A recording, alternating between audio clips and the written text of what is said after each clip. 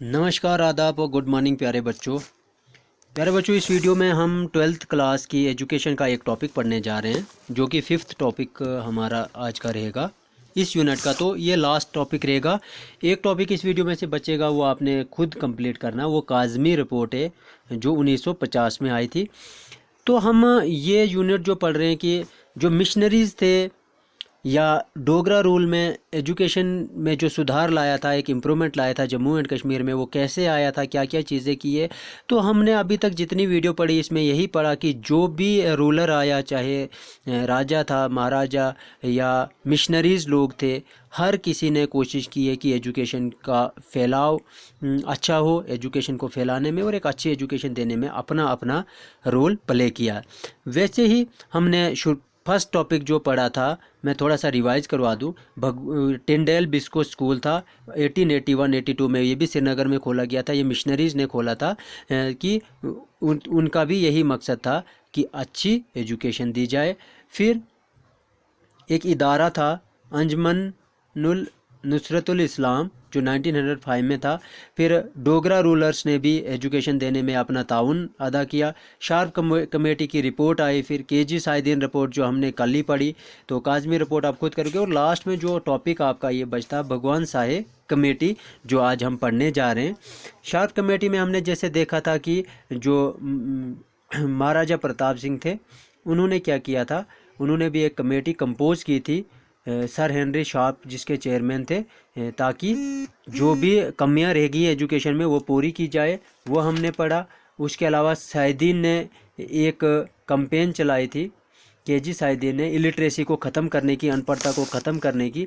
तो वो भी हमने डिटेल से पढ़ा एक वीडियो में। अगर जिसने वीडियो नहीं देखी है तो पहले आप वो वाली वीडियो देख ले। तो आज का जो हमारा टॉपिक है वो भगवान साहे कमेटी जो 1972 में थी। तो यहाँ से आपको ये भी चीज़ याद रखनी है कि तब जो हमारा इंडिया था वो आज़ाद हो चुका था, इंडिपेंडेंस मिल गई थी। उसके बाद बड़े बड़े कमीशंस इंडिया लेवल पे भी थे, जैसे सेकेंडरी एजुकेशन कमीशन 1952 में आया था। उन्होंने भी बहुत सेकेंडरी एजुकेशन पे बहुत सारी रिकमेंडेशंस दी थी, इम्प्लीमेंटेशंस भी हुई थी उसको, और सुधार आया था। फिर 1964 में और 64 में तब भी कोठारी एजुकेशन कमीशन आया था। बहुत बड़ा कमीशन था। इसने तो पूरे एजुकेशन सिस्टम को जांच पड़ताल करने के बाद नए रिफॉर्म्स लाने की कोशिश की थी। वो तो आपके सिलेबस में नहीं है। तो उसके बाद ये जम्मू एंड कश्मीर की जो बात करेंगे, आज़ादी के बाद जो भगवान साहे कमेटी थी, ये एक हाई लेवल कमेटी बनाई गई थी। इसमें बड़े बड़े एजुकेशनिस्ट थे, उनके ज़रिए बनाई गई थी। तो वो भी हम कंपोजिशन ऑफ कमेटी में पढ़ेंगे कि कौन बड़े बड़े लोग इसमें थे। भगवान साहे तो खुद गवर्नर थे उस टाइम। तो जम्मू कश्मीर की जो गवर्नमेंट ने इनको अपॉइंट किया था, चेयरमैन बनाया था, जो JNK के गवर्नर भी रहे उस टाइम थे, कि वो सुजेस्ट करे कि क्या क्या रिफॉर्म्स लाने, क्या क्या सुधार लाना है एजुकेशन में। तो उनसे ये सब बोला गया था। चलिए आप अपनी पेन और कापी साथ में रखिए। मैं थोड़ा तेज़ बोलता हूँ क्योंकि जिस एरिया से मैं बिलोंग करता हूँ यहाँ पे नेटवर्क की बहुत ज़्यादा प्रॉब्लम होती है। अगर थोड़ी भी वीडियो ज़्यादा लेंथ की बन जाए तो उसको अपलोड करने में काफ़ी दिक्कत आती है, इसलिए मैं थोड़ा जल्दी बोलता हूँ, उसके लिए मैं क्षमा प्रार्थी हूँ। The government of Jammu and Kashmir appointed an education committee under the chairmanship of Shri भगवान साहे। जो गवर्नर थे जम्मू एंड कश्मीर में, एक कमेटी बनाई थी गवर्नमेंट ने। कब बनाई थी? अप्रैल 1972 में, to suggest various educational reforms keeping in view the recommendation of Kothari commission. इन्होंने कोठारी कमीशन जो इंडिया लेवल का कमीशन था वो, तो उनकी रिकमेंडेशंस को भी मद्देनज़र रखना था। एक कमेटी बनाई थी और कमेटी ने पहले छानबीन की, जांच पड़ताल की, अच्छे से एजुकेशन सिस्टम को जांचा परखा और फिर अपनी एक रिपोर्ट तैयार की। और बाद में वो इन्होंने 1972 में वो रिपोर्ट क्या की थी, 1973 में 1973 जनवरी में अपनी फाइनल रिपोर्ट सबमिट की थी। तो अब इस रिपोर्ट में क्या था, किस किस चीज़ पे इन्होंने फोकस किया था, वो भी पढ़ेंगे। कंपोजिशन ऑफ द कमेटी, इसमें तो चेयरमैन जो थे, जो कंपोज की थी, चेयरमैन तो हमारे भगवान साहे थे जो गवर्नर थे जम्मू और कश्मीर रियासत के, जम्मू एंड कश्मीर स्टेट के। तो ये भी आपने याद रखना कि कमेटी कब बनी थी, इसके चेयरमैन कौन थे, और मेंबर्स हम थोड़े से पढ़ लेंगे कि कितने मेंबर्स थे इसमें और कौन कौन थे। मेंबर्स में सबसे पहले जी पार्थ सारथी, ये तो वाइस चांसलर थे JNU, JNU आपको पता है, जवाहरलाल नेहरू यूनिवर्सिटी न्यू दिल्ली। फिर डॉक्टर MS स्वामीनाथन थे जो डायरेक्टर थे Indian council of agriculture research new Delhi के। इसके अलावा JP नायक थे, एडवाइज़र थे ministry of education and social welfare government of India के।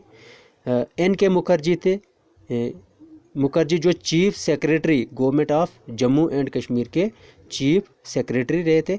तो आपने अभी तक देखा कि जो भी लोग थे वो एक अच्छे ओहदे वाले थे, जिनका एक अच्छा ओहदा था, बड़े बड़े लोग थे। गवर्नर खुद इस कमेटी के चेयरमैन थे। तो ये कमेटी जो बनाई थी इन्होंने अच्छे से जांच पड़ताल की थी। उसके अलावा हमारे यहाँ पे और भी हैं कुछ। NK मुखर्जी के बाद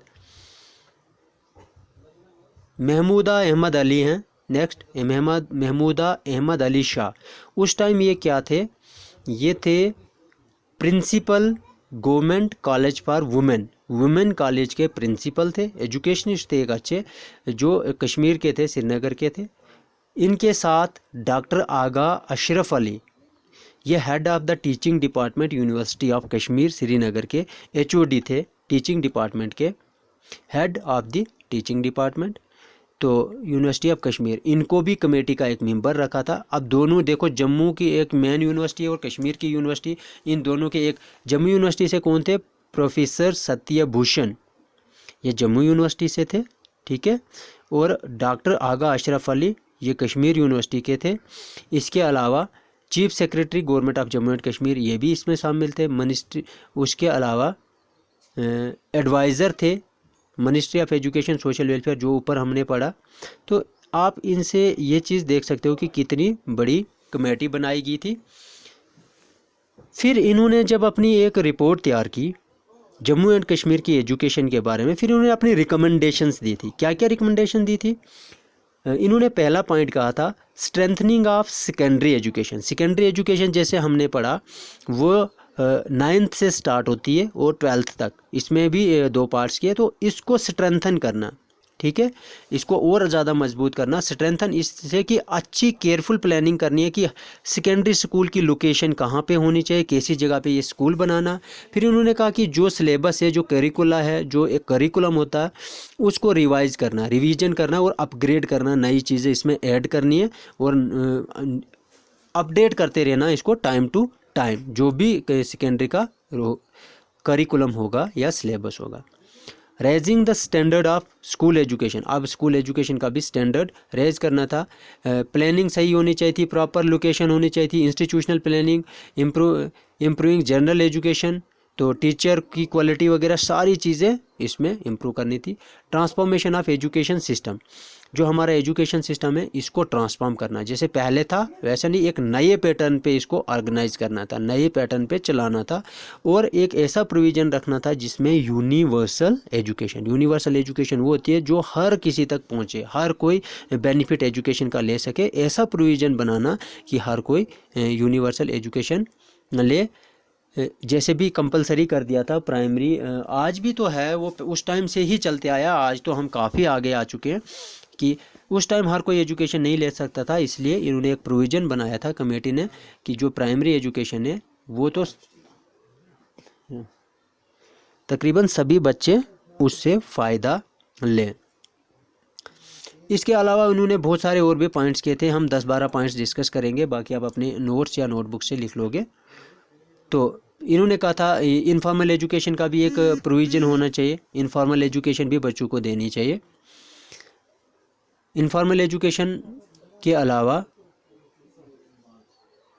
education of girls and women, ये तो हर कमीशन ने, जो भी कमीशन, जो भी कमेटीज़, जो भी या इदारे थे जो अपनी रिपोर्ट सबमिट करते थे, हर एक ने वुमेन एजुकेशन पे बहुत ज़्यादा स्ट्रेस दिया। और आज के दौर में बच्चों आप देखोगे कि जो गर्ल्स होती है हमेशा किसी भी अच्छे एग्ज़ाम में एक्सेल करती है, वो टॉप पे जाती है, अच्छा परफॉर्म करती है।